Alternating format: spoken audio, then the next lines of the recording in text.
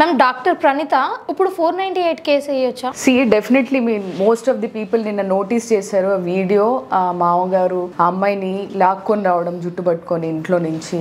ఇట్లాంటి కేసెస్లో నేను చెప్పినట్టు ప్రీవియస్గా కూడా 498 కేసెస్లో క్రూయల్టీ అనేది మనకు కనిపించాలండి. Definitely that's a gruesome act. ఆయన బిహేవ్ చేసిన పద్ధతి చాలా దారుణంగా ఉండింది. See reasons may be anything. ఆ అమ్మాయిని అట్లా జుట్టు పట్టుకొని ఈడ్చుకురావడం అనేది డెఫినెట్గా రాంగ్ థింగ్. అండ్ క్రూయల్టీ మానసికంగా శారీరకంగా ఇది చూసాం మనం వీడియోలో. మానసికంగా ఆ అమ్మాయి ఎటువంటి వేదనకు గురైంది అనేది ఆ అమ్మాయి ఒక వీడియో కాల్ చేసింది. దాంట్లో మొత్తము రికార్డ్ చేసి పంపించింది పేరెంట్స్ కి బిఫోర్ సూసైడ్ అటెంప్ట్. ఏమని అంటే ఇంకా ఇంతకన్నా నేను తీసుకోలేను, ప్రతిదానికి నన్ను హింసిస్తున్నారు, నా వల్ల కాదు, నేను చచ్చిపోతాను.